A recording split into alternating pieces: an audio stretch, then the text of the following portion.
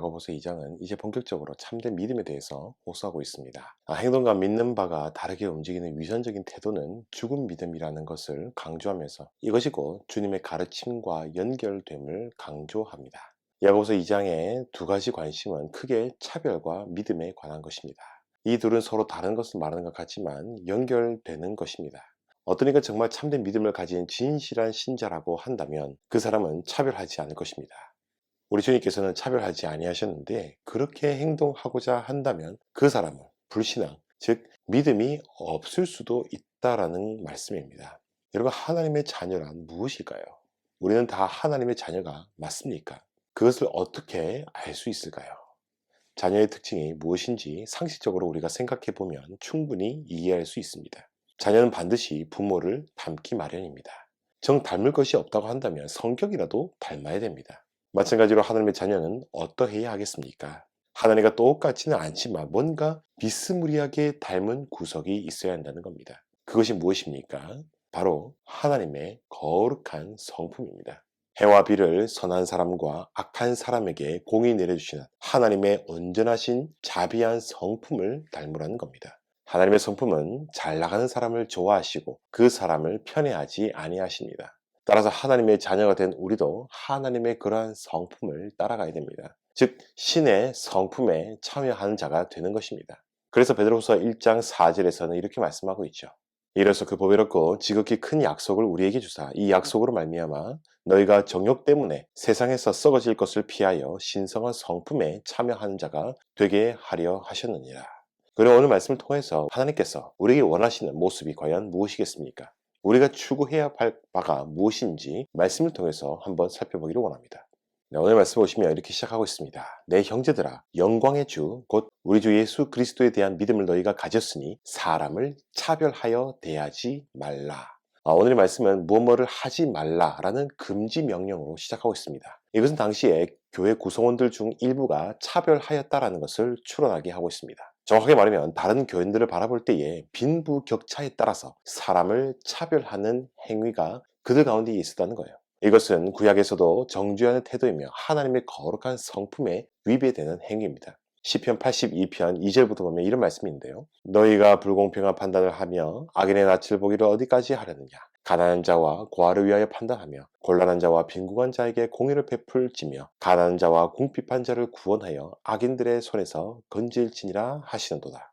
그러면 여기서 차별이란 무엇일까요? 차별은 헬라 원어로 보시면 얼굴, 외모라는 뜻의 프로소폰과 취하다라는 뜻의 람바노의 합성어입니다. 즉 헬라 원어상으로 보시면 차별한다라고 하는 것은요, 사람의 외모나 얼굴을 취하는 것으로 볼 수가 있습니다. 오늘 말씀에서 이렇게 차별하는 행위는 그리스도에 대한 믿음과 일치하지 않음을 말씀하고 있습니다. 신자는 자신이 믿는다고 고백하는 진리를 이해하고 그 진리에 부합하는 삶을 살아가는 것입니다. 나아가서 사람을 외모로 보는 것은 하나님의 성품에 위반되는 것입니다.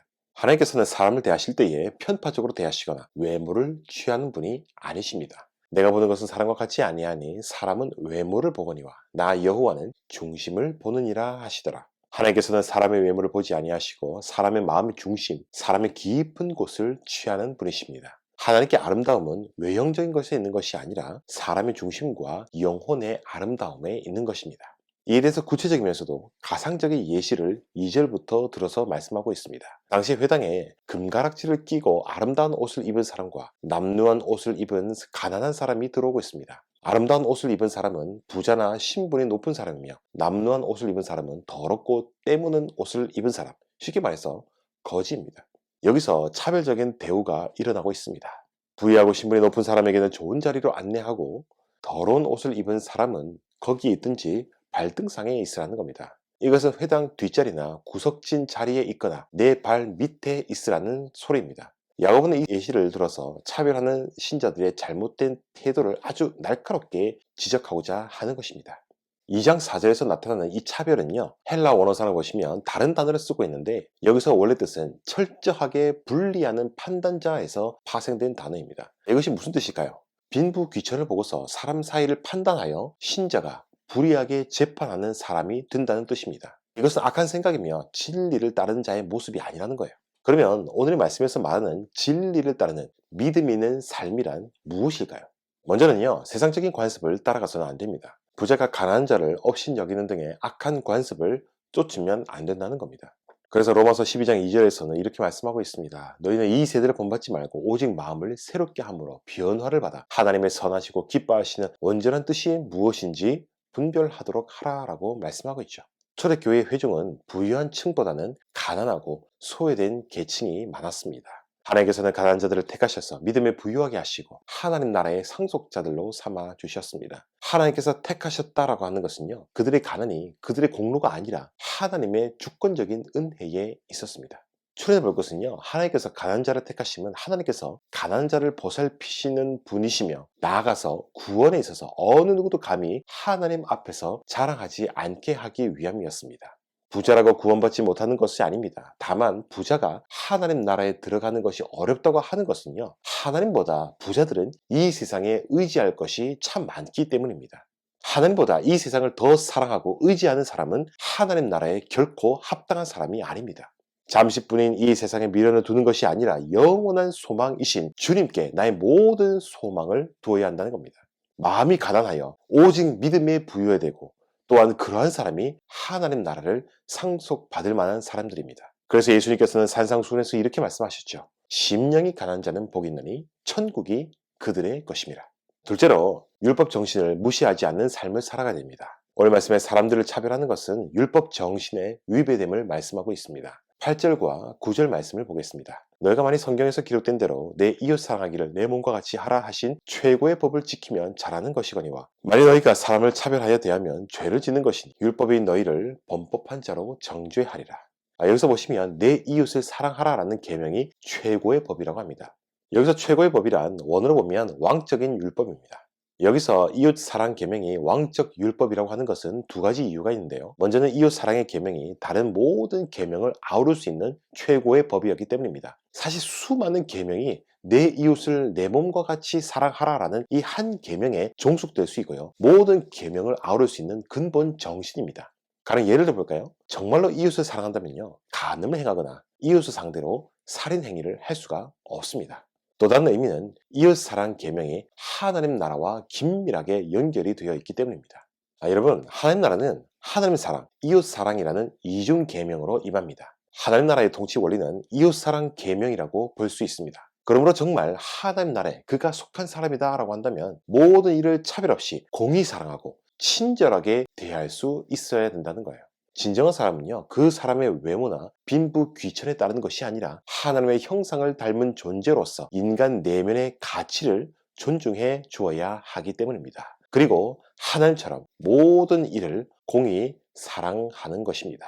물론 모든 인간 속에 있는 하나님의 형상이 다 온전한 것은 아닙니다. 죄로 말미암아 어그러지고 왜곡되고 심각하게 부패가 되어서 원래 형상을 알아보기 힘들 정도로 끔찍하게 변형되고 왜곡된 것이 사실입니다. 그러나 성경을 보시면 범죄한 이후에도, 죄인이 된 이후에도 여전히 하나님의 형상을 담지하고 있는 인간의 존재를 하나님께서 인정하고 계십니다. 모든 인간은 하나님 형상의 담지자들이다라는 사실입니다. 그러므로 모든 사람들은 그 사람의 형편과 그 사람의 외모와 상관없이 모두가 귀한 존재들이다라는 것을 알아야 됩니다. 여러분, 사람을 왜 귀하게 둬야 됩니까? 왜 사람이 귀합니까? 왜 사람을 우리가 존중해야 되는 것입니까? 왜 인권을 귀히 여겨야 되는 것입니까? 바로 여기에서 모든 철학들이 출발되는 것입니다. 왜 사형 제도가 온전히 시행되어야 되는 겁니까? 하나님의 형상에 도전하는 것이 바로 살인죄이기 때문에 사형 제도는 반드시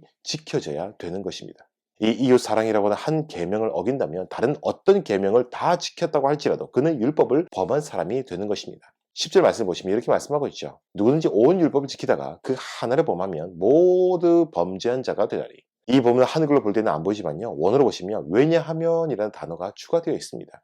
사람을 차별하게 되는 것은 사소한 실수가 아닙니다. 모든 율법의 계명들은 한 가지 근본 정신에 의해서 묶여진 통일된 것이기 때문에 사소한 계명 하나라도 어기면 그것은 율법 전체를 어기는 것과 마찬가지입니다. 율법의 계명들은 하나님의 성품을 반영하고 이웃 사랑이라는 근본 정신으로 묶여 있기 때문입니다.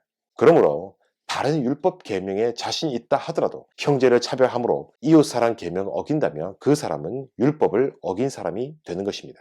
이제 12절부터 야고보는 긴박하게 결론을 내고 있습니다. 그것은 심판받을 자처럼 행동하고 말하라는 겁니다. 이것은 우리의 말과 행함을 동등하게 하라는 말씀이에요. 원어상 그렇게 말하고 또한 그렇게 행하라라고 말씀하고 있습니다. 우리가 자유롭게 하는 율법, 이 복음을 이미 받은 사람들입니다. 그리고 지난번 말씀처럼 그 복음의 말씀이 우리에게 이미 뿌려졌고 우리 마음에 그것이 이미 있습니다. 우리 안에 내면화된 이 복음의 말씀을 기억하고 그 말씀을 따라서 우리는 이웃사랑 계명을 실천하며 우리 안에 차별을 없앨 것을 말씀하고 있는 것입니다. 결국 신자들은 성령을 힘입을 때 이웃사랑이라는 근본 정신, 왕적인 율법을 온전히 이행할 수 있게 되는 것입니다. 만약에 이것을 행하지 않는다면 긍휼이 없는 심판을 받게 될 것이라고 야고보는 경고하고 있습니다. 긍휼을 행하지 않는 사람의 결과가 바로 이와 같습니다. 우리는 마땅히 자비와 사랑을 베풀어야 됩니다. 이것이 또한 구원받은 사람의 표지이기도 합니다. 이를 행하지 않는다면 마지막 날에 하나님 앞에서 심판을 받게 될 것입니다. 우리는 용서할 줄 모르는 종의 비유를 기억하셔야 됩니다. 주인에게 1만 달란트 빚진 자가 용서받았습니다. 그러나 자신의 100데나리온 빚진 동료를 용서하지 않고 옥졸에게 넘기자 주인은 1만 달란트 빚진 종을 도로 데리고 와서 그를 정죄하였다라는 사실을 기억하시기를 바랍니다. 우리는 하나님께로부터 사랑과 은혜를 입었습니다. 그것이 아니면 우리는 구원받을 수가 없었습니다. 우리가 이렇게 큰 사랑을 입었으니 모든 차별을 이제 다 버리고 모든 사람에게 사랑과 친절을 베풀어서 우리가 받은 사랑과 은혜가 얼마나 큰지 만나는 모든 이들에게 보여줘야 하지 않겠습니까? 사랑하는 여러분, 오늘 말씀을 통하여서 형제를 차별하지 말라라고 배웠습니다. 이것은 하나님의 성품과 반대되고 율법을 범하는 죄라고 말씀드렸습니다. 우리는 하나님의 자녀로서 하나님의 성품에 참여한 자들이 되었습니다. 마땅히 하나님처럼 우리도 모두를 사랑하고 자비하며 섬길 수 있어야 됩니다. 그리고 이웃을 사랑하라는 계명을 따라서 우리는 차별을 버리고 서로 사랑해야 합니다. 나아가서 우리 가운데 어떤 지체가 있다고 할지라도 또 어떤 모습의 지체가 우리 가운데 찾아온다고 할지라도 그를 외모로 판단하지 말고 내가 받은 하나님의 은혜와 사랑이 너무나도 대단하고 크기에 사랑하고 그들을 섬기면서 그들에게 하나님의 복음을 전해야 할 줄로 믿습니다. 이것이 바로 성경에서 말씀하는 하나님께서 기뻐하시는 전도자의 모습이 아니겠습니까? 우리가 먼저 그 큰 사랑을 입었으니 그 사랑의 반응으로서 이러한 사랑의 전도자의 삶을 살아가야 하지 않겠습니까? 바라기는 모든 차별과 미움을 버리시고 서로 사랑하라는 이웃 사랑 계명을 잘 지키심으로 우리가 하나님의 큰 사랑을 받은 사람이라는 사실을 확증함과 동시에 하나님의 사랑으로 충만한 은혜로운 공동체로 만들어 나가기를 우리 주님의 이름으로 간절히 소망드립니다. 감사합니다.